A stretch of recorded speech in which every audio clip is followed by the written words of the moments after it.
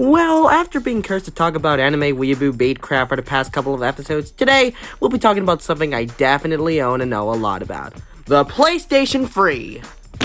I was close. Coming out of the successful PS2, this was poised to be the ultimate PlayStation, a technical powerhouse, and a huge success. 1080p HD graphics, backwards compatibility with previous PlayStations, Blu-ray support, online multiplayer, lots of processors, lots of ports. It looked like a grill. It was late to the competition. It cost $599, and I clearly know so much about this console I hardly even known, so how can Sony sell me on a PlayStation 3? Through scare tactics. Yeah, Sony paid an advertising client good money to create this thing to promote their state-of-the-art PlayStation 3.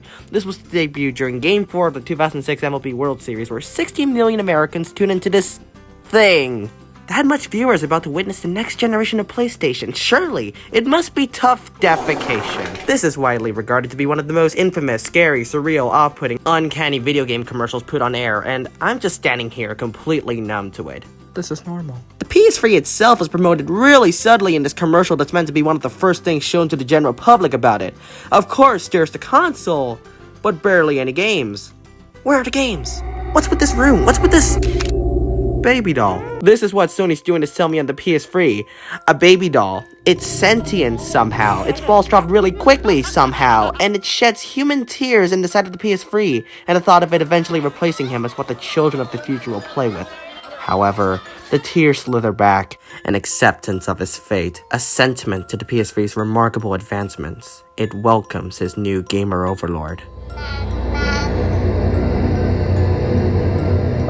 Looking at this as a piece of film, it's rather emblematic of the PlayStation brand, which was on top of the video game console food chain, the PS1 and PS2, collectively drawing in 270 million people closer to the world of gaming. And this commercial shows that with the PS3, Sony was destined to reel in more.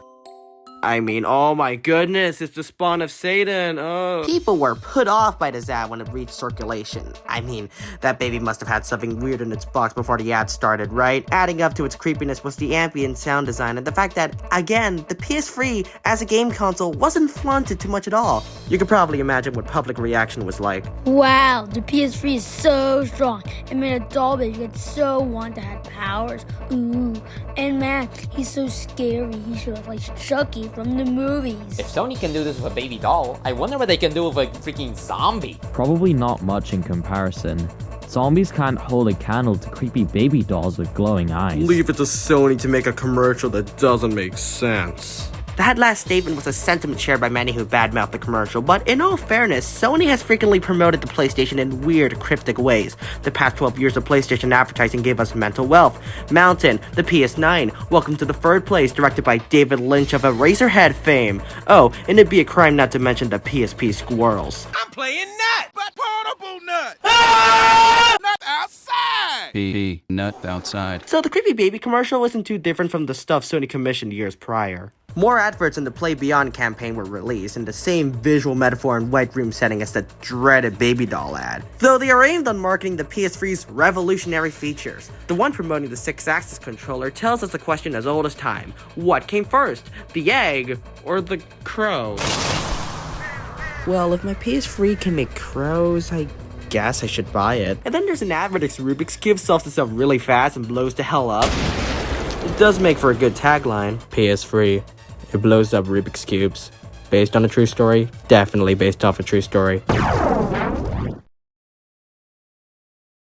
One detail I like is the actual tagline and name of the campaign, Play Beyond, since the E in Beyond is marked red. The letter E is really important. The lead up to the PS1's release in North America had ads with the cryptic slogan, ENOS Lives, which stood for Ready, 9th of September, the console's release date. Another tagline used was You Are Not E, or You Are Not Ready. The E was always marked red in both of these phrases, so it's cool to see it being called back to in the PS3's own set of commercials. Not to mention the E is made backwards to form a free, as in, well, a PlayStation 3. Campaign soldiered on, with commercials available in only 240p quality, where we can see the PS3 capable of growing plants with eyes inside of them. I do like me some good weed, but this is too much. And there were a few more ads used for promoting PS3 games like Lair, Resistance, and MotorStorm. MotorStorm. PS3, it'll burn your car down. Looking at this line of commercials without any pretense made me admire them. Oh, it shook me to my core. They probably should have scrapped it all. It made my newborn baby and die. But you can't deny how meticulously crafted these commercials are. But if you look at these avant-garde pieces of 30-second film in terms of business, Sony weren't doing themselves any favors with their initial Play Beyond campaign. It was admirable and daring to see the PlayStation 3 marketed in the same guerrilla manner as previous PSs, but despite what they hoped, third time wasn't the charm. The PS3 was staggering behind the Wii and Xbox 360, and Sony could only scratch half of their projected 6 million units sold by March 2007. These amazing commercials were just part of the console's struggle to gain traction in its first years, and sold people on it as much as it deterred people from it. Since then, the PS3 bolstered up its game lineup, finally took some exercise, and brought forth the Kevin Butler ad campaign. Less artsy, but more straightforward and funny. PlayStation Move's not only crazy precise, it's also got what we in the future call buttons. Who wants to pretend their hand is a gun? What is this, 3rd grade? But before that, the Play Beyond ads made a triumphant close with the universe of entertainment, and this is kick-ass. The extensively used CGI is slick, flashy, and dense. Absolute eye candy. It makes the PS3 look like an octopus with disco balls and the ability to watch Spider-Man 3 on Blu-ray. This truly is the all-in-one entertainment machine. It sells all of the PS3's major features and all of its 60 seconds, all to some new metal music I would have found cool when I was 10 and only listened to video game OSTs non-stop. So all in all, a banger of a commercial, and a terrific swan song to the PS3's initial commercials, which was a beautiful thing caught up in circumstance. I say this because Sony did the right thing by opting for Kevin Butler and not the baby doll to promote the console for the rest of its life, but I'm not joking when I say these ads have been misunderstood.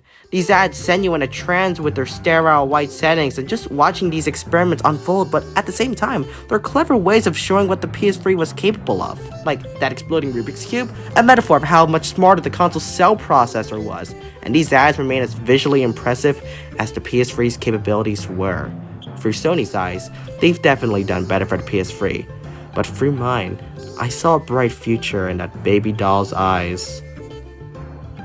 Actually, it's getting quite unnerving looking at it for this long. So these ads have done their job well. I've been sold on a PS3.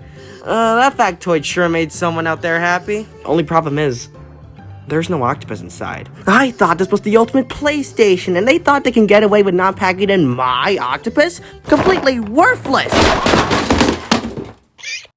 And now I can't refund it.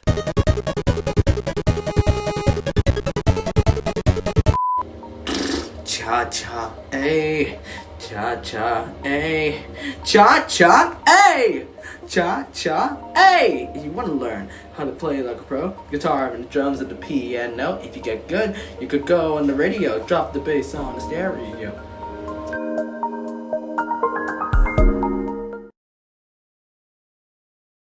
Bagel, bagel, oh bagel.